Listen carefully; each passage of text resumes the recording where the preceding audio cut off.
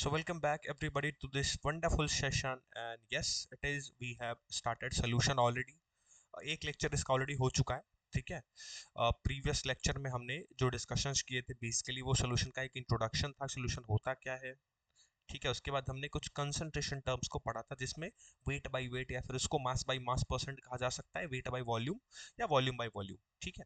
फिर उसके बाद हमने थोड़ा और बात को आगे बढ़ाया, फिर मोलारिटी और मोलालिटी देखा, उसके साथ एक क्वेश्चंस को भी डील किया था. ठीक है. So that was all about the lecture number 1. ये सारी चीज़ें अगर छूटी हुई हैं तो डेफिनेटली आप लेक्चर के थ्रू रिवाइज कर सकते हैं. फिलहाल we'll move toward the next session today. This is obviously the lecture number 2.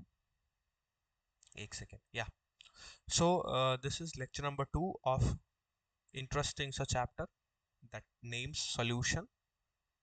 lecture number 2 और हम पढ़ रहे हैं solution. ठीक है. अब यार कल के लेक्चर में मतलब प्रीवियस लेक्चर में हमने देखा था बेसिकली मोलारिटी और मोलालिटी, इसमें हमने काफ़ी वो किया था, फोकस किया था, और साथ में हमने मोल फ्रैक्शन का टर्म भी पढ़ा था. ठीक है. तो आज के सेशन की शुरुआत मैं क्वेश्चन के थ्रू करना चाहूँगा. यस, क्योंकि हम प्रैक्टिस भी करते चलते हैं, हमारा यही अंदाज है.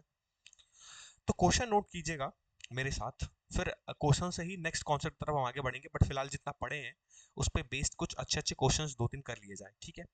चलिए, तो क्वेश्चन नोट कीजिए मेरे साथ. क्वेश्चन है N aqueous solution contains 28% weight by weight. ध्यान से समझिएगा, KOH. ठीक है.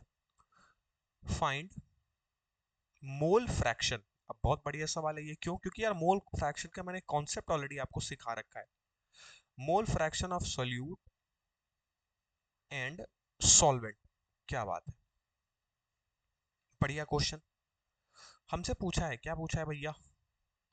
हमसे ये पूछा, पहले डेटा देख लो दिया क्या है. क्वेश्चन में ये दिया है सर कि एक एक्वस सोल्यूशन है. अच्छा, एक बात और, एक्वस सोल्यूशन देख के आपको समझ आ रहा होगा क्यों? क्योंकि प्रीवियस लेक्चर मैंने बताया था कि जहां भी एक्वस लग जाए इसका मतलब सर वो वाटर में प्रेजेंट है.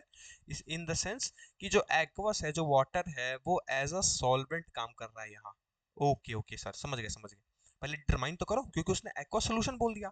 इट मींस वाटर जो है, एक्वस जो है, वो basically as a solvent work कर रहा है. ठीक है सर. फिर क्या बोला है कि aqua solution contain 28% weight by weight KOH. अच्छा, मतलब जो यहाँ KOH है जिसको पोटेशियम हाइड्रोक्साइड भी कहा जाता है, ये भैया एज अ सोल्यूट काम कर रहा है. तो सबसे पहला काम क्या था इस क्वेश्चन में कि भैया पहले डिटरमाइन करो, पता करो कि सॉल्वेंट कौन सा है, सोल्यूट कौन सा है. तो सॉल्वेंट का काम वाटर कर रहा है और सोल्यूट का काम KOH कर रहा है. ठीक है सर, समझ गए. Okay, no problem. अब अब पूछा है कि 28% वेट बाय वेट, ये भी दिया है, गिवन है. क्या गिवन है भैया? डेटा गिवन है 28% वेट बाय वेट KOH है. अब देखो, एक चीज और मैं बताऊंगा, जब भी इस टाइप के क्वेश्चन आपको मिले, कहीं भी ट्रिगर हो 28% वेट बाय वेट या 28% वेट बाय वॉल्यूम या वॉल्यूम बाय वॉल्यूम, जब भी ऐसा शब्द हो, इस चीज को पहले पढ़ना सीखो. इस स्टेटमेंट का मतलब क्या है? 28% वेट बाय वेट के स्टेटमेंट का मतलब क्या है, थोड़ा वो समझो. इसका सिंपल से कहने का मतलब ये है ना कि भैया 28 बाई वेट बाई वेट लिखने का सिंपल सा मतलब ये है कि 28 ग्राम सोल्यूट, ध्यान से समझना, डिसॉल्व्ड है, मतलब घोला गया है. किसमें? इन 100 ग्राम ऑफ सॉल्वेंट. ओ, मतलब 28 वेट बाय वेट परसेंट अगर कहीं लिखा हो, इसका मतलब ये है कि सर उसमें से जो 28 है बेसिकली उसको ग्राम में कन्वर्ट कर दो. 28 ग्राम आपका सोल्यूट है और 100 ग्राम आपका सॉल्वेंट है. अब इस केस में सॉल्वेंट क्या है? वाटर है. मतलब सर 100 ग्राम वाटर के अंदर 28 ग्राम KOH डिसॉल्व है. ओ, अब समझ आया इस स्टेटमेंट का मतलब. अच्छा, फिर वही सवाल आ रहा होगा कि सर अगर मान लीजिए 28% वेट बाई वॉल्यूम लिखा होता तो क्या करते? तो सिंपल है, 28 ग्राम सोल्यूट डिसॉल्व इन कितना, 28% अगर वेट बाई वॉल्यूम लिखा है इसका मतलब ये है कि 28 ग्राम सोल्यूट डिसॉल्व इन क्या, 100 ml ऑफ, सॉरी 100 ml कह रहा हूं, 1000 ml ऑफ वॉल्यूम. क्योंकि 1 लीटर स्टैंडर्ड था. अगर मान लो यही सेम चीज वेट बाय वॉल्यूम लिखी होती तो क्या पढ़ते? अगर 28% वेट बाय वॉल्यूम लिखी होती तो इसका मतलब ये है कि सर 28 ग्राम सॉल्यूट है 1000 ml वॉल्यूम है किसका, सॉल्वेंट का, किसका, सॉरी सॉल्वेंट कह रहा हूं, यहां गलत लिख दिया हूं, सॉल्यूशन नॉट सॉल्वेंट, सॉल्यूशन, ठीक है, सॉल्यूशन, ध्यान से समझिएगा। क्यों, ऐसा क्यों भैया, क्योंकि थोड़ा पीछे चलो, क्या है, जब हमने वेट बाय वेट पढ़ा था तो उसमें हमने ये चीज पढ़ी थी कि सर ऊपर भी वेट एब्सोल्यूट होता है, नीचे वेट ऑफ सॉल्यूशन होता है। तो वेट बाय वेट लिखने का सिंपल मतलब क्या है, थोड़ा सा करेक्ट कीजिएगा। सिंपल सा मतलब ये है कि कहीं भी 28% वेट बाय वेट लिखा है, इसका मतलब ये है कि भैया 28 ग्राम सॉल्यूट रहा होगा और 100 ग्राम टोटल सॉल्यूशन रहा होगा। ठीक है, तो ये वाटर को आप थोड़ा मिटा दो। ठीक है, मैं गलती से सॉल्वेंट लिख दिया था, it's my bad, but I am sorry. इसको आप रिमेंबर रखो, यहाँ सॉल्वेंट नहीं, ये पूरा सॉल्यूशन, क्योंकि वेट बाय वेट डिफाइन किसके लिए होता है, नीचे सॉल्यूशन होता है सर। तो इसका सिंपल सा मतलब क्या है, 28% वेट बाय वेट का मतलब क्या है कि 28 ग्राम सॉल्यूट है और पूरा 100 ग्राम सॉल्यूशन है, पूरा आपका सॉल्यूशन। अच्छा, वैसे अगर मान लीजिए सर कहीं लिखा होता है 28% वेट बाय वॉल्यूम, इसका मतलब क्या है कि 28 ग्राम सॉल्यूट है जो कि डिसॉल्व है 1000 ml वॉल्यूम ऑफ सॉल्यूशन में। अब समझ आया इस स्टेटमेंट का मतलब। अगर ये स्टेटमेंट आप समझ गए तो बड़ी सिंपल सी बात है, आप सोच के देखो क्या कि सर अब ये तो पता चल गया, क्या पता चल गया कि सर 28 ग्राम सॉल्यूट है और वो सॉल्यूट है क्या सर, KOH है, और सर 100 ग्राम पूरा सॉल्यूशन है। ठीक है, अच्छा, उस सॉल्यूशन में सॉल्वेंट वाटर है और सोल्यूट KOH है, तो सोच के देखो कि भैया अगर टोटल सॉल्यूशन 100 ग्राम का है जिसमें से 28 ग्राम सोल्यूट है, तो बचा हुआ सॉल्वेंट कितना होगा। अरे सर वो तो बड़ा सिंपल है कि टोटल अमाउंट का जितना सॉल्यूशन है उसको माइनस कर दो सोल्यूट से। क्यों, क्योंकि सॉल्यूशन क्या होता है, सॉल्यूशन होता है सर सोल्यूट प्लस सॉल्वेंट। अब अगर मान लो कि मुझे सॉल्यूट का अमाउंट पता हो, मुझे सॉल्वेंट का अमाउंट पता हो, तो मैं सॉरी मुझे सॉल्यूट का अमाउंट पता हो, मुझे सॉल्यूशन का अमाउंट पता हो टोटल, तो क्या मैं सॉल्वेंट नहीं निकाल लूंगा। वही मैंने यहाँ लिखा है कि सॉल्वेंट कैसे निकलेगा, अमाउंट ऑफ सॉल्यूशन में से अमाउंट ऑफ सॉल्यूट आप माइनस कर दोगे तो मुझे अमाउंट ऑफ सॉल्वेंट मिल जाएगा। मतलब सर अगर मुझे निकालना हो कि वाटर कितने ग्राम है, वाटर कितने अमाउंट है, मतलब सॉल्वेंट कितने अमाउंट में है, तो मैं क्या करूंगा, 100 ग्राम सोल्यूशन में से वो 28 ग्राम माइनस कर दूंगा। इसका मतलब कि 72 ग्राम आपका सॉल्वेंट है, मतलब वाटर है। इस क्वेश्चन में बस इतना ही था। अब हमसे बड़ी सिंपल सी चीज पूछी है, क्या कि भैया अलग अलग सॉल्यूट का भी मोल फ्रैक्शन बताओ, सॉल्वेंट का भी मोल फ्रैक्शन बताओ। अब हमने मोल फ्रैक्शन पढ़ा है, मान लो मैंने आपको बताया था कि कन्वेंशन याद रखना, सॉल्वेंट को हमेशा ए से रिप्रेजेंट करते हैं, सॉल्यूट को हमेशा बी से। ये कन्वेंशन है, हालांकि ये आपके ऊपर है, बट मैं फिर कह रहा हूँ ये कन्वेंशन है, ऐसे मान के करते हैं। तो मान लो अगर मुझे पहले सॉल्वेंट का मोल फ्रैक्शन चाहिए, मतलब एक्स से चाहिए, तो फार्मूला याद करो, मैंने लिखवाया है ऑलरेडी, क्या, number of moles of A upon total number of moles, मतलब Na प्लस Nb। अच्छा, वैसे ही सर अगर मुझे सॉल्यूट का भी चाहिए मोल फ्रैक्शन, तो मैं क्या लिखूंगा, number of moles of B upon total moles, मतलब Na प्लस Nb। अब सबसे बड़ा सवाल, सर ये Na कैसे निकाले और Nb कैसे निकाले। अब इसके लिए तो बड़ा बढ़िया फार्मूला है हमारे पास, नंबर ऑफ मोल्स निकालने का फार्मूला, भैया given mass upon molar mass. क्या बात कर रहे हो सर, बिल्कुल। तो अगर मान लो कि मुझे सॉल्वेंट का निकालना हो, पहले सॉल्वेंट का नंबर ऑफ मोल्स निकालना हो, मतलब Na निकालना हो, तो सॉल्वेंट क्या है, सॉल्वेंट वाटर है, और वाटर का मास हमें पता चल गया, गिवन कितना है 72, मतलब 72 अपॉन वाटर का केमिकल फॉर्मूला H2O, तो इसका मोलर मास कितना हो जाएगा 18। H2O भैया दो हाइड्रोजन एक ऑक्सीजन, दो हाइड्रोजन का टू टू और एक ऑक्सीजन का 16, तो 2 प्लस 16 18 हो जाएगा टोटल, मतलब डिवाइड बाई 18। यानी number of moles of solvent कितना है, तो 72/8। कितनी सिंपल सी बात है, 72/18 मतलब 4। अच्छा, वैसे ही सर अगर मैं number of moles of solute निकाल लूँ तो ठीक है भैया, सोल्यूट क्या है KOH, और KOH का अमाउंट 28 ग्राम, मतलब गिवन मास पता चल गया 28, और KOH पोटेशियम का अलग निकालो, ऑक्सीजन का अलग निकालो, हाइड्रोजन का अलग निकालो, जब आप इसको कैलकुलेट करोगे तो KOH का मोलर मास 56 आता है, 56 मतलब 1/2। क्या बात है, मतलब Na भी आ गया, Nb भी आ गया। अब हम x से अलग निकाल सकते हैं, x भी अलग निकाल सकते हैं, हमारा क्वेश्चन सॉल्व हो जाएगा कि मोल फ्रैक्शन ऑफ सोल्यूट अलग निकालो, सॉल्वेंट अलग निकालो।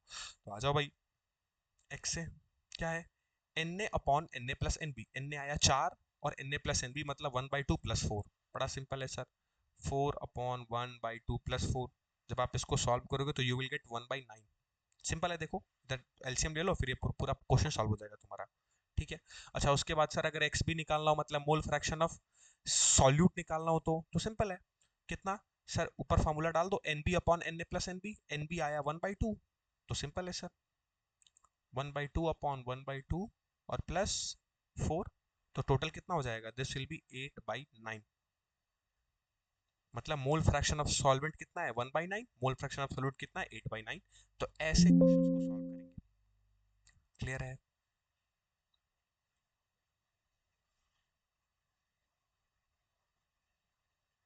समझ आया वासित? ब्लर स्क्रीन है यार, ऐसा है क्या? अभी ठीक है, कॉन्सेप्ट तो समझ आ गया ना मैंने क्या बोला है? कुछ समझ नहीं आया? अरे यार क्या बात कर रहे हो? अभी अभी अभी स्क्रीन सही दिख रही है, ये बता दो एक बार पहले तो। अभी स्क्रीन सही दिख रही है? ओके। अच्छा देखो, कुछ नहीं किया मैंने, देखो सबसे पहले तो क्वेश्चन पढ़ा मैंने तो मुझे पता चला कि भैया एक्वा सोल्यूशन है मतलब वाटर है, तो वाटर एज अ सॉल्वेंट है और केओएच एज अ सोल्यूट है, ठीक ना? अब ये तो पता चल ही गया होगा। अब ये 28% वेट बाई वेट का मतलब क्या है? 28 बाई वेट पर वेट, 28% वेट बाई वेट पढ़ने का सिंपल मतलब ये है कि 28 ग्राम उसमें सोल्यूट है सर, किसमें, जो कि 100 ग्राम टोटल सोल्यूशन में डिसॉल्व है। मतलब सिंपल सा मतलब ये है कि 28% का मतलब ये है कि भैया 28 ग्राम सोल्यूट बना दो और 100 ग्राम पूरे सोल्यूशन को बना दो, यही है खेल। ठीक है। अब बस वही, कुछ नहीं किया है मैंने।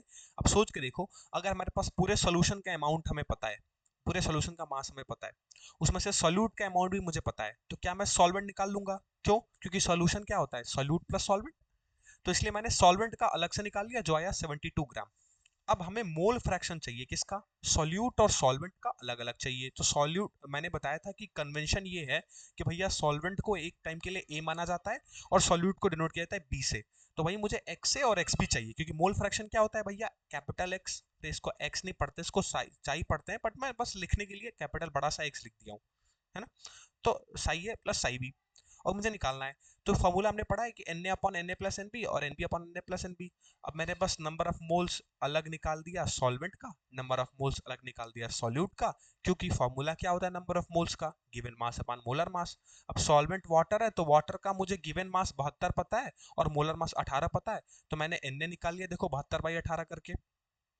वैसे ही सिमिलरली अगर मुझे सॉल्यूट का नंबर ऑफ मोल्स निकालना हो सर, तो सॉल्यूट केओएच है, उसका हमें हमें गिवन मास पता है 28 ग्राम, और केओएच का पूरा मोलर मास होता है 58, तो 28 अपॉन 58 नहीं 56, इसको 56 कर लो, गलती से 58 लिख दिया है, ठीक है।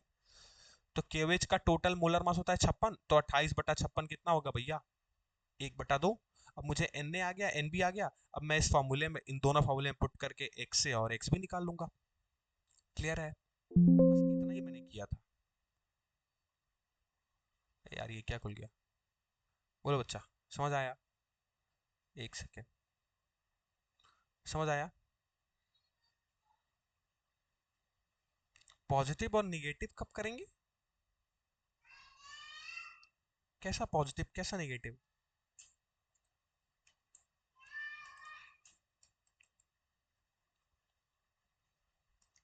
इसमें कोई पॉजिटिव कोई निगेटिव का खेल नहीं है,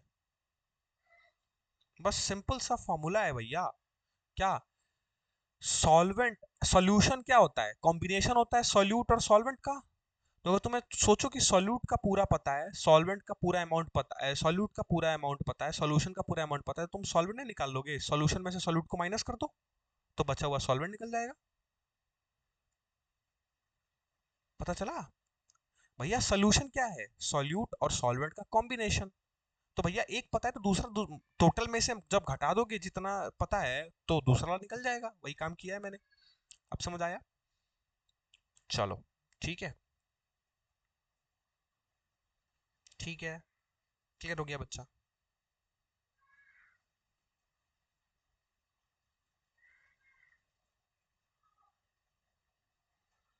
क्लियर हो गया बच्चा? बताओ एक बार फटाफट से बताओ। चलो ओके, चलो ठीक है फिर, ठीक है, आगे बढ़ा जाए, आगे बढ़ा जाए। चलिए नेक्स्ट नेक्स्ट नेक्स्ट कॉन्सेप्ट पर आगे बढ़ते हैं। अब आगे बढ़ने से पहले मैं आपको बताना चाहता हूँ क्या, हमने बेसिकली कंसंट्रेशन टर्म तो पढ़ लिया है पूरा, ठीक है। अब हमें क्या करना है, अब हम आगे बढ़ेंगे और कंसंट्रेशन टर्म पढ़ने के बाद अब एक्चुअली जो शुरू होगा कॉन्सेप्ट, ठीक है, वो होगा आपके इन डेप्थ चैप्टर का। तो शुरू करते हैं नेक्स्ट टॉपिक को, और टॉपिक की हेडिंग डालिए vapour pressure. Vapour pressure important topic है, क्यों? क्योंकि भैया जैसे ही आप आगे पढ़ोगे, फिर आप राउल्स लॉ पढ़ोगे, डाल्टन्स लॉ पढ़ोगे, हेनरीज लॉ पढ़ोगे, तो भैया उसमें ये वेपर प्रेशर शब्द तो बड़ा यूज होगा, पार्शियल प्रेशर बड़ा यूज होगा, सब मैं बताऊंगा, चिंता ना करो। तो पहले आओ समझो मेरे साथ कि वेपर प्रेशर होता क्या है। बड़ी सिंपल सी बात है, बहुत आसान से बताऊंगा, चिंता ना करो बिल्कुल। मान लो मेरे पास ये कंटेनर पड़ी हुई है, ठीक है, जिसमें हम लेबोरेटरी में जो एक्सपेरिमेंट करते हैं वो वाला कंटेनर टाइप, ठीक है। ठीक है सर, नो डाउट ये कंटेनर पड़ी हुई है हमारे पास। अब मैंने इसके अंदर क्या किया, एक सेकेंड, इसके अंदर क्या किया, मैंने लिक्विड भर दिया। तो ये मान लो लिक्विड का लेवल है जो मैंने लिक्विड इसके अंदर भर दिया। अब सोच के देखो कि अगर मैं इस कंटेनर को मान लो नीचे बर्नर लगा के और मैं इसको हीट किए जा रहा हूं, जब मैं इस कंटेनर को लगातार हीट करूंगा सर, तो होगा क्या, ये पानी जो है ये क्या होगा, वेपर फॉर्म में बनाना शुरू करेगी, वेपर बनाना शुरू करेगी, बिल्कुल सर। पानी से खोलती है तो वेपर बनता है, बिल्कुल। अब मान लो कि मैंने क्या किया, इसके जो ऊपरी हिस्से है ना, इसको पूरा ढक दिया, ऐसे कवर कर दिया, ये पूरा ढका हुआ हिस्सा है मान लो, ठीक है, ये पूरा क्लोज्ड है, एक कंटेनर को मैंने ऊपर से पूरा क्लोज कर दिया, ठीक है सर, बहुत अच्छी बात है, आपने क्लोज कर दिया, नो प्रॉब्लम। अब सोचो होगा क्या कि ये जो वेपर है वो स्केप करना चाहेगी, बट क्योंकि ये कंटेनर पूरा खुला हुआ है, तो ये टॉप के सरफेस पे जाके क्या होगा, इकट्ठा होना शुरू हो जाएगा, होगा, बिल्कुल होगा। मैंने पानी गर्म किया तो क्या बना, वेपर बना, ये वेपराइज हो रहा है, इसको वेपराइजेशन कहते हैं। जब भाई हीट करते हो तो पानी बॉयल होती है और वेपर बनता है, भाप बनता है, बेसिकली भाप, जिसको आप भाप कहते हो, ठीक है, स्टीम। वेपर का फॉर्मेशन होगा, और होगा कि अगर मैं ऊपर से कंटेनर को क्लोज करके रखूं, तो ये जो ऊपर जो सरफेस आप देख रहे हो, जो सतह देख रहे हो ऊपर का, जिससे वो बंद है, समझ लो ढक्कन जैसा बंद है ऊपर, तो ऊपर का जो सरफेस है इस पे क्या होगा, ये जो वेपर है, ये जो स्टीम है, बेसिकली ये जमा होना शुरू होगी। अब मैंने क्या किया, इस बर्नर को बंद कर दिया।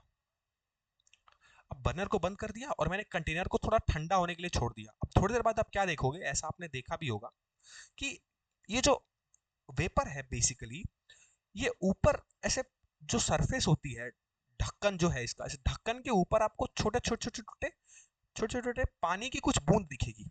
थोड़ी देर बाद होता है ऐसा करके, जब आप देखना कभी घर में आ गया, अगर आप किचन में कुछ बॉईल कर रहे हो और ऊपर से आप उसको ढक दो, तो क्या होता है कि जैसे जैसे नीचे से आप गर्म कर रहे होते हो, भाप बन रहा होता है, तो थोड़ी देर बाद क्या होता है कि जो ऊपर जिस बर्तन से आपने ढका है, हो सके थाली हो सकती है, प्लेट हो सकती है, जिस प्लेट से आपने ढका है, उस प्लेट के नीचे हिस्से में जब आप देखोगे, तो थोड़ा पानी सा कुछ इकट्ठा हो जाता है, थोड़ी पानी इकट्ठा हो जाती है, ठीक है। इसको क्या कहते हैं, इस प्रोसेस को कहते हैं कंडेंसेशन। क्या कहते हैं इस प्रोसेस को केमिस्ट्री में, कंडेंसेशन। मतलब, अरे कहाँ गया भैया, अरे शिट, क्लियर हो गया वो, सारी ड्राइंग क्लियर हो गई, कोई बात नहीं, फिर से समझ लो, मैं फिर से ड्रॉ कर लेता हूँ। सेम केस, हमारा ये कंटेनर था, ठीक है, ये हमारी लिक्विड थी, ठीक है, आई थिंक आप समझ गए होगे, बट मैं आपको सिर्फ समझाना चाहता हूँ भाई, ये वेपर बनना शुरू हुआ, मैंने इस कंटेनर को ऐसे ऊपर से ढक के रखा है, कवर्ड है ये पूरा, ठीक। तो मैंने आपको क्या बताया कि भैया जैसे ही जब आप इसको हीट करोगे, तो इस प्रोसेस को वेपोराइजेशन कहते हैं। और फिर ये जो भाप है, थोड़ी देर बाद जब आप देखोगे, तो ऊपर का जो सरफेस होता है उसमें पानी की क्या होंगी, कुछ बूंदे आपको दिखेंगी, या फिर पानी जो है, पानी जैसा कुछ इकट्ठा हो जाता है, लिक्विड। मतलब ये लिक्विड सर पहले वेपर बना, उसके बाद जैसे ही इस नीचे से गर्म करने वाली चीज को मैंने क्या किया, बंद कर दिया, तो थोड़ी देर बाद ये कंटेनर ठंडा होना शुरू होगा, और जैसे ही ये कूल होगा, ठंडा होगा, तो सर क्या होगा कि जो ऊपर का सरफेस है उस पर भी क्या होगा, पानी कुछ जम जाएगा, पानी इकट्ठा हो जाएगा, आपने देखा होगा ये चीज। इस प्रोसेस को कंडेंसेशन कहते हैं। अब हमारा टॉपिक था वेपर प्रेशर, सर ये क्या है, ये बताओ ना। ये तो आपने इवापोरेशन सिंपल सी चीज समझाई कि हाँ पानी को गर्म करो तो वेपर बनेगा, भाप बनेगा, फिर उसके बाद कंडेंसेशन भी होगा, फिर वो पानी ठंडा होके फिर वापस पानी में कन्वर्ट होगा, वो भाप फिर ठंडा होके जो जमा रहेगा ऊपर, उसके ऊपर क्या होगा, पानी में वापस कन्वर्ट होगा। तो एक को कहते हैं वेपराइजेशन, एक को कहते हैं कंडेंसेशन। अब होता क्या है कि वेपर प्रेशर बेसिकली उस पॉइंट का प्रेशर है, क्या बोला मैंने, उस पॉइंट का प्रेशर है, किस पॉइंट का प्रेशर है, जिस पॉइंट पे इक्विलिब्रियम होता है? ये भारी भरकम शब्द, ये इक्विलिब्रियम का क्या मतलब है सर, पहले ये समझाओ, यही तो मैं आपको समझाना चाहता हूं। देखो क्या बोला मैंने, वेपर प्रेशर उस पॉइंट का प्रेशर है जिस पॉइंट पे इक्विलिब्रियम आ जाए उस कंटेनर में।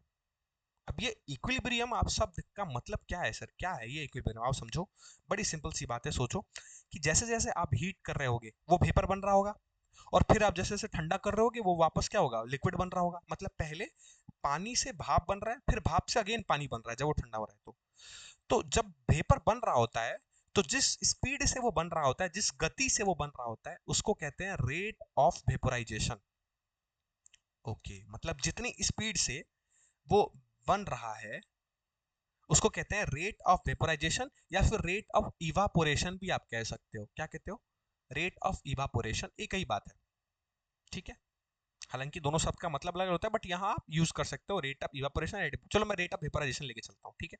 मतलब सिंपल से कहने का मतलब ये है कि सर जितनी स्पीड से वो भाप बन रहा होगा उसको कहेंगे रेट ऑफ वेपोराइजेशन, और जितनी स्पीड से वो वापस वो ठंडा हो रहा होगा उसको कहते हैं रेट ऑफ कंडेंसेशन। ठीक है, चलो सर ये समझ आ गई कि वो गति, जिस गति से भाप बन रहा हो, जो जो लिक्विड है, ऐसी स्पीड, जिस स्पीड से वो भाप बन रहा हो उस स्पीड को कहेंगे रेट ऑफ वेपोराइजेशन, और ऐसी स्पीड जिससे वो वापस ठंडा होकर लिक्विड बन रहा है उसको कहेंगे रेट ऑफ कंडेंसेशन। जिस पॉइंट पे, जिस पॉइंट ऑफ टाइम पे, मतलब ऐसा टाइम जिस टाइम पे rate of vaporisation, rate of condensation के बराबर हो जाए, उस पॉइंट ऑफ टाइम को इक्विलिब्रियम कहा जाता है। ओके सर, अब समझ आया कि रेट ऑफ वेपोराइजेशन मतलब जितनी तेजी से भैया भाप बन रहा है उतनी ही तेजी से वापस लिक्विड भी बन रहा है, उस पॉइंट को, उस पॉइंट ऑफ टाइम को मैं इक्विलिब्रियम कहता हूं। मतलब आज से अगर कोई पूछे कि सर इक्विलिब्रियम क्या है एक लिक्विड सोल्यूशन के लिए, तो आप क्या बोलोगे कि सर जितनी गति से, जितनी स्पीड से वो वेपर बन रहा हो उतनी स्पीड से वापस वो लिक्विड भी बन रहा हो, उस पॉइंट ऑफ टाइम को कहेंगे इक्विलिब्रियम। और इस पॉइंट ऑफ टाइम पे लिक्विड का जो ये जो सरफेस देख रहे हो, सबसे ऊपरी सतह जहां तक ये पानी भरा हुआ है, जहां तक ये सोल्यूशन भरा हुआ है, जहां तक ये लिक्विड भरा हुआ है, इस सरफेस पे जितना वेपर प्रेशर लगा रही होती है, किस टाइम पे सर, इक्विलिब्रियम के टाइम पे, उसी लिक्विड के सरफेस के प्रेशर को वेपर प्रेशर कहा जाता है। ओह सर क्या बात है, चमका कि नहीं चमका बच्चे? सिंपल सा कंडीशन याद रखो, क्या आज से कोई भी वेपर प्रेशर पूछे तो क्या बोलोगे, सर उस पॉइंट का प्रेशर, लिक्विड के सरफेस पे उस पॉइंट का प्रेशर जिस पॉइंट पे इक्विलिब्रियम की कंडीशन अचीव हो जाए, उस प्रेशर को कहेंगे वेपर प्रेशर। अब अगर कोई पूछ दे कि व्हाट इज इक्विलिब्रियम, समझाओ, तो क्या बोलोगे कि सर जितनी स्पीड से, जितनी गति से पानी भाप बन रहा है उतनी ही गति से अगर वापस वो ठंडा होकर लिक्विड बने, तो उस रेट को, जिस पॉइंट पे, जिस टाइम पे ये दोनों एक दूसरे के बराबर हो जाते हैं, उस टाइम को इक्विलिब्रियम कहा जाता है। और उस टाइम पे जो भी लिक्विड के सरफेस पे जो प्रेशर लग रहा होगा उसको वेपर प्रेशर कहा जाता है। तो कोई बोले कि जरा इंग्लिश में, अंग्रेजी में भी डिफाइन करो, तो क्या लिखोगे, मेरे साथ लिख लो कि प्रेशर एक्सर्टेड, ये सब नोट्स है बेटा, आपके नोट्स, इससे बढ़िया नोट्स कोई नहीं देगा, बाय द वेपर, या फिर इसको ऐसे लिख लो, pressure exerted,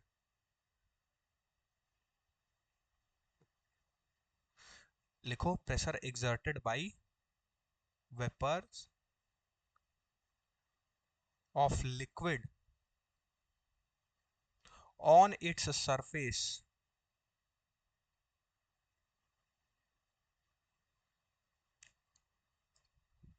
at equilibrium,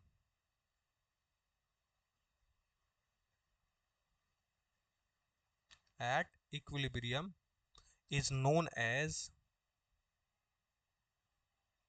vapour pressure. क्या बात है, वेपर प्रेशर, बोलो समझ आया कि वेपर प्रेशर क्या है? बताओ बच्चा, बोलो समझ आया? वासिद बताओ बच्चा, अब समझ आ गया सर? यस सर, चमक गया वेपर प्रेशर क्या है। क्योंकि बहुत सारे, देखो होता क्या है ना, बहुत सारे बच्चों को ये क्लियर ही नहीं होता है कि सर वेपर प्रेशर क्या चीज है, और वो फिर पढ़ते जाते हैं सोल्यूशन, नहीं नहीं, पहले समझना जरूरी है कि यस सर, वेपर प्रेशर वो पॉइंट है जिस पॉइंट पे इक्विलिब्रियम आती है, और इक्विलिब्रियम वो पॉइंट है जिस पर rate of vaporisation rate of condensation के बराबर है। यस, आप शॉर्ट में गर्म से ठंडा याद रख सकते हो, नो प्रॉब्लम।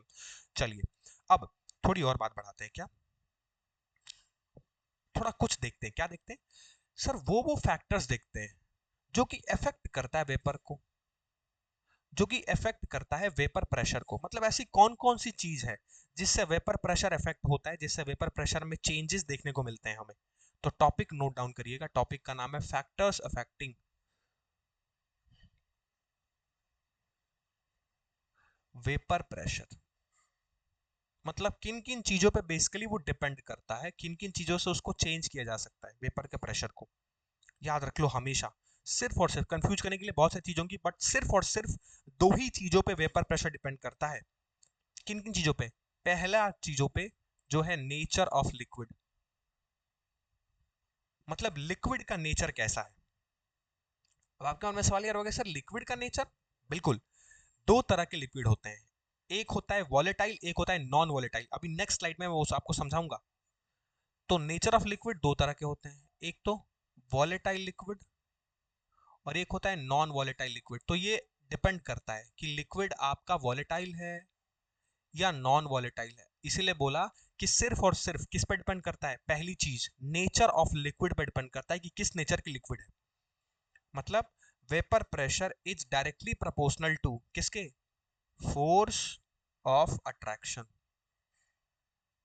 हाँ, मतलब इसी के बेसिस पे दो टाइप के लिक्विड डिफाइन किया गया, volatile liquid, non volatile liquid.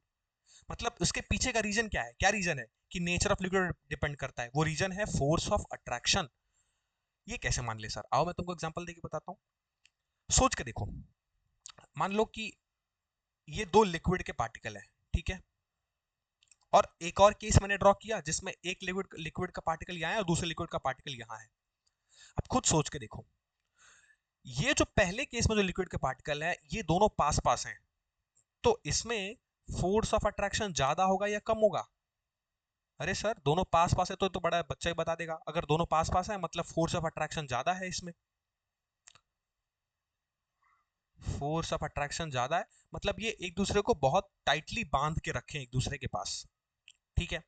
और अगर सर मान लो ये दो लिक्विड के पार्टिकल सेकंड केस में ये थोड़ा दूर दूर पे हैं, तो इसमें जो फोर्स ऑफ अट्रैक्शन होगा क्या वो फर्स्ट वाले केस के कंपैरिजन में कम होगा? हाँ सर, इसमें लेस होगा फोर्स ऑफ अट्रैक्शन, क्योंकि ये दूर दूर है, इसलिए एक दूसरे से दूर। भाई दूर दूर होने का क्या रीजन है कि फोर्स ऑफ अट्रैक्शन कम है, तो ये पहला वाला पार्टिकल दूसरे पार्टिकल को खींच नहीं पा रहा है, इसलिए वो दूर दूर है। बट फर्स्ट केस में दोनों पार्टिकल नजदीक है लिक्विड के, इसका मतलब फोर्स ऑफ अट्रैक्शन ज्यादा है।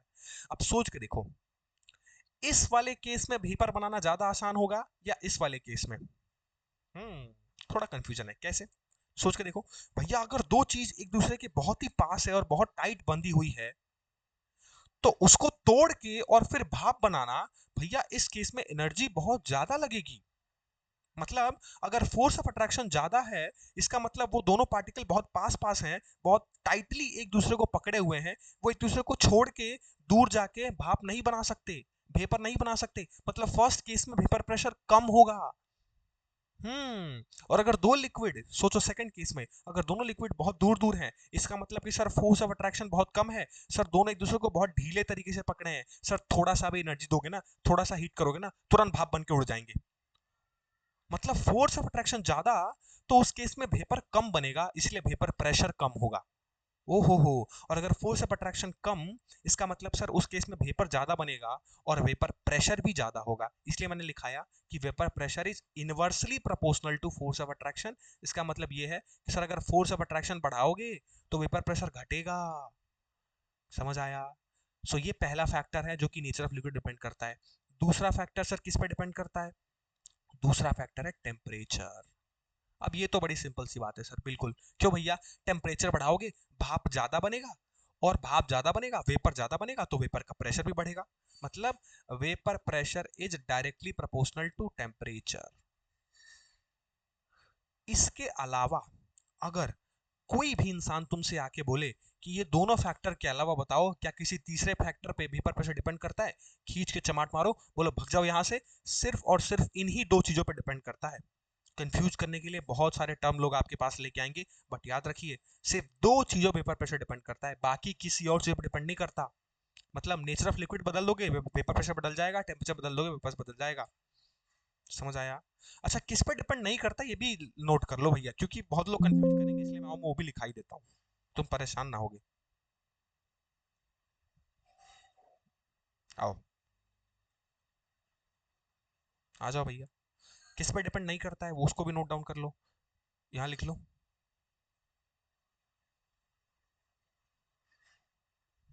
Vapour pressure doesn't depend upon, किस पे? याद रखना, ये सब दिखे तो तुरंत फॉल्स मार देना, उसको तुरंत गलत गलत ठहरा देना। पहला, एक तो अमाउंट ऑफ लिक्विड, ज्यादा लिक्विड होगा तो ज्यादा वेपर प्रेशर, ऐसा बिल्कुल नहीं है, वो अमाउंट ऑफ लिक्विड पे डिपेंड नहीं करता। दूसरी चीज किस पे डिपेंड नहीं करता sir? Volume of liquid, liquid के वॉल्यूम पे भी डिपेंड नहीं करता। कहीं लिखा हो बताओ, अगर ज्यादा वॉल्यूम तो वेपर प्रेशर ज्यादा, आप खींच के चमाट मारो बोलो, ऐसा बिल्कुल नहीं है। और तीसरा, सरफेस ऑफ लिक्विड, उसको लिक्विड के सरफेस से भी कोई फर्क नहीं पड़ता। ये तीनों चीजें इंडिपेंडेंट है, इन तीनों चीजों पे वेपर प्रेशर कभी डिपेंड नहीं करता। तो क्या ये खेल आपको समझ आया? क्या ये चीज आपको समझ आई कि यस सर, आज से याद रखेंगे हमेशा कि कौन कौन से फैक्टर्स पे हमारा वेपर प्रेशर, प्यारा सा वेपर प्रेशर डिपेंड करता है? बोलो, समझ आया? Tell me quickly.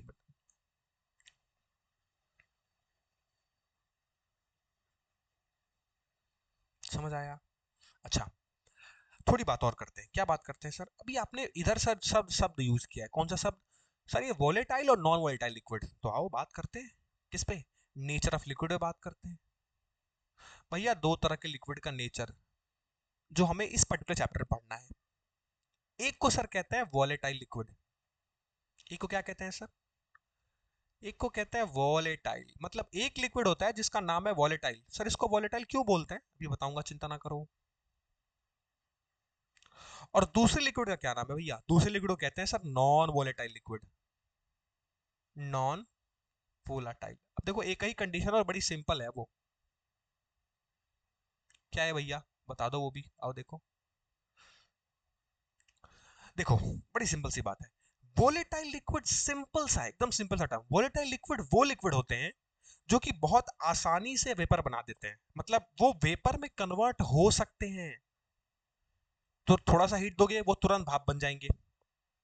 और ऐसे लिक्विड जो वेपर में कन्वर्ट हो ही ना पाए उसको कहेंगे नॉन वोलाटाइल। ओहो, मतलब वोलाटाइल शब्द का मतलब ये है कि वो कितना बढ़िया तरीके से वेपर बना पा रहा है। जो लिक्विड वोलेटाइल है वो डेफिनेटली वेपर बनाएगा, भाप बनाएगा, जैसे ही आप उसको एनर्जी दोगे, जैसे ही आप उसको हीट करोगे वो वेपर में कन्वर्ट हो जाएगा। तो ऐसे लिक्विड जो कि वेपर में कन्वर्ट हो जाए easily, that liquid is known as volatile liquid. अरे सर इतना सिंपल था, यही था यार, बस क्या बताएं, जो था लिख लो। volatile liquid can be converted into vapors easily। अच्छा सर इसका कोई एग्जांपल बता सकते हैं क्या आप? बिल्कुल यार, नोट कर लो मेरे साथ एग्जांपल, कॉमन एग्जांपल्स। जैसे आपका वाटर, बिल्कुल ये वोलेटाइल है, बिल्कुल है सर। अच्छा, बेंजीन, अच्छा इसके साथ टोलुइन, ये दो तीन कॉमन एग्जांपल आप, मैं तो कहूंगा याद रख लो। हाँ ये ऑर्गेनिक कंपाउंड के एग्जांपल्स हैं, तो आप याद रख लो क्योंकि पूछे जाते हैं बहुत जगह।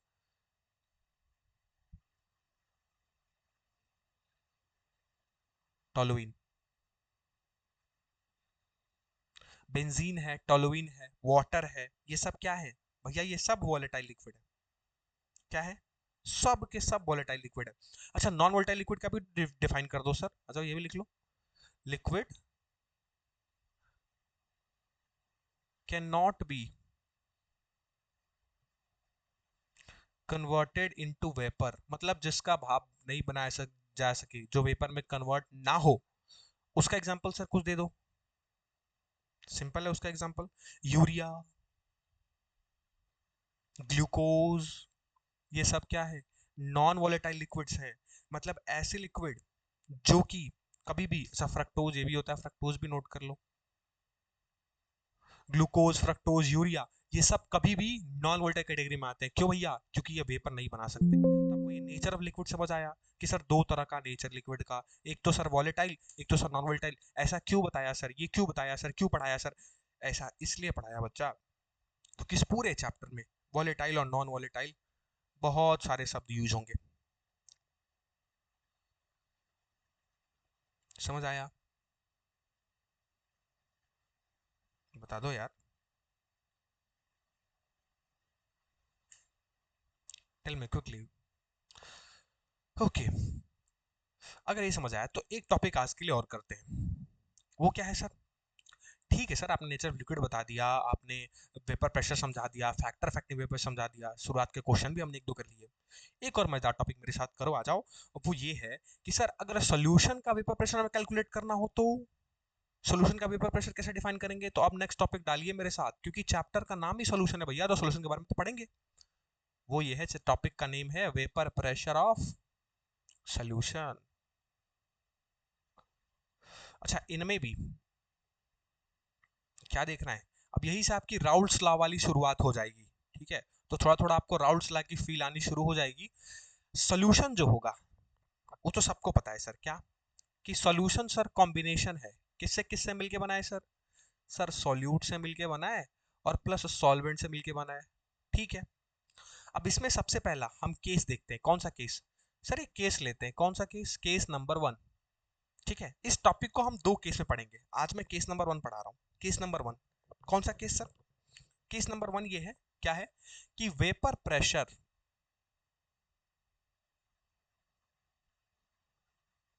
ऑफ सॉल्यूशन, ऐसे सॉल्यूशन का वेपर प्रेशर जिसके अंदर क्या हो? नॉन वोलाटाइल सॉल्यूट हो। हो, मतलब ये वोलाटाइल नॉन वोलाटाइल वाला शब्द अब यहाँ यूज हो रहा है, तो पहले नोट डाउन करो फिर समझाता हूँ। वेपर प्रेशर, पहला केस हम देखेंगे। कौन सा केस? हम उस सॉल्यूशन का वेपर प्रेशर देखेंगे जिसमें नॉन वोलाटाइल सॉल्यूट मिलाया गया है। तो vapour pressure of solution of, या फिर कंटेनिंग, ऑफ मत लिखो, लिखो कंटेनिंग नॉन वोलाटाइल सॉल्यूट। अब सोचो क्या सर, ये जो केस है इस केस को समझो थोड़ा सा। कैसे सर? हमारे पास एक कंटेनर था। ठीक है, इस कंटेनर को मैं ऐसे बना देता हूँ, चलो स्क्वायर टाइप में। बार बार कंटेनर कौन बनाएगा? सर हमारे पास एक कंटेनर था ऐसा, क्लोज्ड कंटेनर।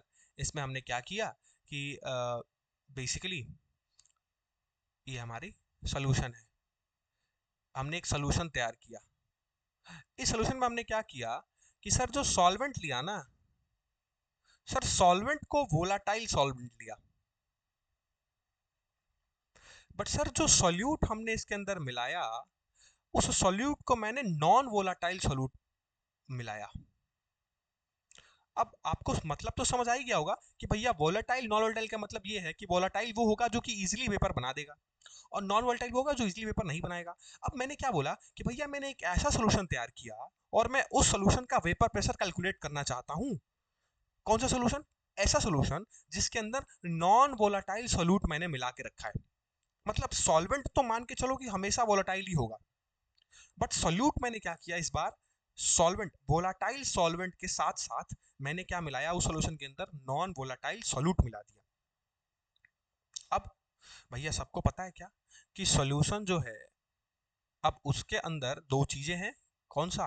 भैया एक तो सॉल्वेंट पड़ा हुआ है और दूसरा सॉल्यूट पड़ा हुआ है। सॉल्वेंट तो भैया चलो आपका वोलेटाइल था। अच्छा, सॉल्वेंट को ए से डिनोट करते हैं, याद है ना? मैं बताया था कन्वेंशन। और सॉल्यूट को बी से। ठीक है, तो सॉल्वेंट ए मान लो, सॉल्यूट बी मान लो। ठीक है भैया, सॉल्यूट तो नॉन वोलेटाइल है। अब सोच के देखो कि जैसे ही आप इस पूरे कंटेनर को अगेन हीट करना शुरू करोगे तो वेपर बनेगा। बट आपके मन में सवाल ये होगा कि सर इसमें तो नॉन वोलेटाइल सॉल्यूट है ना, तो क्या ये वेपर बनाएगा? The answer is no. यही तो चांस है कि भैया इस सॉल्यूशन के अंदर जो सॉल्यूट है उसके वजह से जो वेपर प्रेशर बन रहा होगा वो एज कंपेयर टू, सोच के देखो, अगर मान लो कि मैं सॉल्वेंट भी वोलेटाइल ले लेता, सॉल्यूट भी वोलेटाइल ले लेता, अगर दोनों वोलेटाइल ले लेता तो क्या बढ़िया प्रेशर जनरेट होता, वेपर प्रेशर। क्यों? क्योंकि भैया दोनों आपके वोलेटाइल थे, जैसे ही आप हीट करते दोनों वेपर बनाते और फिर वेपर प्रेशर आपको ज्यादा मिलता। बट सोच के देखो कि अगर मैं प्योर सॉल्वेंट के केस में कंपैरिजन करूं, सोचो इस चीज को थोड़ा मेरे साथ सोचो, कैसे सोचना है सर। सोच के देखो कि भैया 2 कंटेनर में लेता हूं, ठीक है। एक कंटेनर में मैंने सिर्फ और सिर्फ सॉल्वेंट रखा। एक कंटेनर का सोल्यूशन मैंने ऐसा तैयार किया जिसके अंदर सिर्फ और सिर्फ क्या है, सॉल्वेंट है, मतलब प्योर सॉल्वेंट है। कैसा सॉल्वेंट है, प्योर सॉल्वेंट। मतलब एक ऐसा सोल्यूशन जिसमें मैंने सॉल्यूट को मिलाया ही नहीं, सिर्फ सॉल्वेंट से उसका सोल्यूशन बना दिया। मतलब सॉल्वेंट है, इसका मतलब क्या होगा कि सॉल्वेंट सॉल्वेंट को ए से रिप्रेजेंट करते हैं, तो इसके मान लो पार्टिकल्स मैं से दिखा देता हूं, ये है आपके सॉल्वेंट के पार्टिकल्स, ठीक है। अब इसके अंदर मैंने क्या किया, सोचो, ये तो प्योर सॉल्वेंट था। अब मैंने क्या किया कि इस प्योर सॉल्वेंट को जब मैंने नीचे से ऐसे हीट किया तो इसमें क्या बनेगा सर, वेपर बनेगा। और क्योंकि ये क्लोज्ड है तो भैया इसके ऊपर क्या होगा, वेपर प्रेशर जनरेट होगा। बिल्कुल। तो जो वेपर प्रेशर प्योर सॉल्वेंट के केस में, अभी मैंने इसके अंदर कोई भी सोल्यूट नहीं मिलाया है, तो प्योर सॉल्वेंट के केस में जो भी वेपर प्रेशर, वीपी शॉर्ट में लिख रहा हूं, वेपर प्रेशर होता है, उसको हम रिप्रेजेंट करते हैं पी नॉट से। क्या लिखते हैं, पी नॉट। और क्योंकि ये सॉल्वेंट है और सॉल्वेंट को ए से रिप्रेजेंट करते हैं, तो प्योर सॉल्वेंट के वेपर प्रेशर को पी नॉट ए लिखते हैं। हाँ, मतलब कहीं पी नॉट ए लिखा है, इसका मतलब हम समझ जाएंगे सर आज से कि ये प्योर सॉल्वेंट का वेपर प्रेशर की बात कर रहा है। ध्यान से समझना, फिर से बोल रहा हूं। जब मान लो कि कोई सॉल्यूट मैंने नहीं मिलाया है, ना वॉलेटाइल ना ही नॉन वॉलेटाइल, कोई भी सॉल्यूट नहीं मिलाया, मैंने प्योर सॉल्वेंट को सिर्फ रखा, तो अगर प्योर सॉल्वेंट का मैं वेपर प्रेशर कैलकुलेट करूं तो उसको पी नॉट ए से लिखते हैं, इसको बोलते हैं vapour pressure of pure solvent, ठीक है। अब मेरे को मची थी चुल, मैंने क्या किया, इसमें अब एक सॉल्यूट को मिला दिया। कौन सा सोल्यूट, हमारा केस कौन सा है, नॉन वोलेटाइल वाला, तो मैंने एक नॉन वोलेटाइल सोल्यूट को मिला दिया। अब ये कंटेनर के अंदर क्या होगा, सॉल्वेंट भी होगा और सोल्यूट भी होगा। मतलब अब ये जो सोल्यूशन तैयार होगा, ये सॉल्वेंट और प्लस नॉन वोलेटाइल सोल्यूट का सोल्यूशन होगा। मतलब अब इसके अंदर जो, मान लो ये मैं पार्टिकल्स आपको दिखा रहा हूं, तो इसके अंदर क्या होगा, अगर मान लो कि एक ए वाला आपका सॉल्वेंट है तो बी वाला सोल्यूट होगा, फिर क्या होगा, ए, फिर मान लो ये बी, मैंने सिर्फ पार्टिकल दिखाया इसके, ठीक है। तो सोचो इसके अंदर क्या होगा, अब सॉल्वेंट भी है और सोल्यूट भी है, सॉल्वेंट भी है सोल्यूट भी है, लेकिन सोल्यूट नॉन वोलेटाइल है। तो सोच के देखो, इस केस में अगर मैं इसको नीचे से हीट करूं तो जो वेपर बनेगा सर, क्या वो वेपर प्योर सॉल्वेंट से ज्यादा होगा कि कम होगा। सोचो, इस केस में सर ये बी है, और बी क्योंकि नॉन वोलेटाइल है, क्यों, क्योंकि मैंने नॉन वोलाटाइल सोल्यूट को ऐड किया है, नॉन वोलाटाइल सोल्यूट को ऐड किया है, तो भैया बी तो प्रेशर बनाएगा ही नहीं, फिर ये बी प्रेशर बनाएगा ही नहीं, इसका मतलब जो प्रेशर होगा वो सिर्फ ए और ए की वजह से होगा। सोच के देखो, इसमें सारे के सारे पार्टिकल्स प्रेशर बना रहे थे क्योंकि सॉल्वेंट प्योर था। इस केस में क्या होगा भैया, अब आपने नॉन वोलेटाइल बना दिया, इसका मतलब इस केस में जो प्रेशर होगा, अब ये प्योर सॉल्वेंट का प्रेशर नहीं है, अब ये जो प्रेशर कहा जाता है, इसको कहा जाता है पार्शियल प्रेशर। क्या कहा जाता है, पार्शियल प्रेशर। तो सोच के देखो, अब जो सिर्फ और सिर्फ जो वेपर बनेगा, वो किसके वजह से बनेगा सर, बी के वजह से तो कोई वेपर बनेगा ही नहीं क्योंकि वो नॉन वोलेटाइल है। तो जो इस केस में जो वेपर बनेगा वो सिर्फ और सिर्फ ए के वजह से बनेगा, क्यों, क्योंकि ए आपका सॉल्वेंट है और सॉल्वेंट वोलाटाइल है, और जो वोलाटाइल है वो प्रेशर बनाता है। मतलब इस केस में जो प्रेशर डिनोट करेंगे वो हम पी ए लिखेंगे, सिंपली पी ए। तो सिंपली पी ए कहीं लिखा है, इसका मतलब क्या है, वो पार्शियल प्रेशर की बात कर रहा है। और पी नॉट कहीं लिखा है, इसका मतलब वो सर प्योर सॉल्वेंट की बात कर रहा है। समझ आया। अब आप खुद सोच के बताओ कि सर प्योर सॉल्वेंट का प्रेशर ज्यादा होगा कि पार्शियल प्रेशर जब आप सोल्यूट मिला दे उसका ज्यादा होगा। अब बच्चे बता देगा कि सर इस केस में जो प्रेशर है वो घट जाएगा, क्यों, क्योंकि आपने उसमें नॉन वोलेटाइल सोल्यूट मिला दिया जो कि प्रेशर बना ही नहीं रहा है। इसमें कोई नॉन वोलेटाइल सोल्यूट नहीं था, प्योर सॉल्वेंट था, तो इसका प्रेशर ज्यादा रहेगा हमेशा। और जैसे ही आप सोल्यूट डाल दोगे, कौन सा सोल्यूट, खास करके नॉन वोलेटाइल सोल्यूट ऐड कर दोगे, तो आपका जो प्रेशर है वो डिक्रीज हो जाएगा, घट जाएगा, उसको पार्शियल प्रेशर कहा जाता है। इसका मतलब कंक्लूजन ये मिला कि सर जो पी नॉट ए है, जो प्योर सॉल्वेंट का वेपर प्रेशर है, नोट कर लो, लिख लो, vapour pressure of pure solvent is always greater than P A, मतलब पार्शियल वेपर प्रेशर या फिर partial pressure of non volatile solute.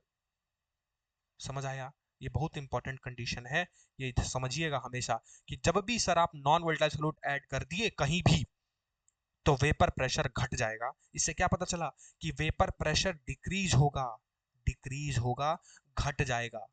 तो यहां नोट करके लिख लो कि vapour pressure decreases, VP vapour pressure short में लिख रहा हूं, आप पूरा लिखिएगा नोट्स में, decreases when a non volatile solute is added to a volatile solvent। समझ आया? बहुत बच्चों को चमकता नहीं है, आई थिंक आपको ये चीज समझ आई होगी। अच्छा एक और चीज यहाँ देख लो क्या, कि सर सॉल्वेंट मान लो ए है, सोल्यूट मान लो बी है, ठीक है? तो क्या होगा भैया, कुछ ना कुछ मोल रहा होगा ए का भी, तो उसको मैं एन लिख दे रहा हूँ, कुछ ना कुछ मोल रहा होगा सॉल्यूट का भी, उसको मैं एन भी लिख दे रहा हूँ, ठीक है? अच्छा इनका मोल फ्रैक्शन लिखना हो तो भी लिख सकता हूँ। मान लो मोल फ्रैक्शन ऑफ ए को मैं साई ए बोल दिया, मोल फ्रैक्शन ऑफ बी को साई बी बोल दिया, तो साई ए कितना होगा पता है सर सॉल्वेंट का, N A upon N A plus N B, बस मैं तुमको बस बता रहा हूँ, ठीक है? और वैसे ही सर अगर मान लो सॉल्यूट का मुझे लिखना मोल फ्रैक्शन, तो क्या लिख सकता हूँ sir, N B upon N A plus N B, ठीक है? समझने वाली बात क्या थी सर? समझने वाली बात ये थी केस वन, मतलब केस वन मतलब ये है कि कभी भी नॉन वोलाटाइल सॉल्यूट अगर किसी भी प्योर सॉल्वेंट के अंदर, प्योर वोलाटाइल सॉल्वेंट में मिला दिया जाए तो हमेशा वेपर प्रेशर घटता है, मतलब पी नॉट ए हमेशा हमेशा पी ए से बड़ा होगा। समझ आया? ये था केस नंबर वन कि सर सॉल्यूशन के वेपर प्रेशर में क्या अंतर आता है सॉल्यूट और सॉल्वेंट से, ठीक है? भैया आप इससे बेहतरीन बात मैं क्लियर नहीं कर सकता, ठीक है? मैंने अपना बेस्ट देके ये चीज तुमको समझाया है। एक बार वापस से इस सेशन को जब मैं रिकॉर्डिंग अपलोड करूंगा तो आप उस चीज को देख लीजिएगा, ठीक है? रिकॉल करके। चलिए ठीक है, तो आज के सेशन को यही एंड करते हैं। I like to end this session today here.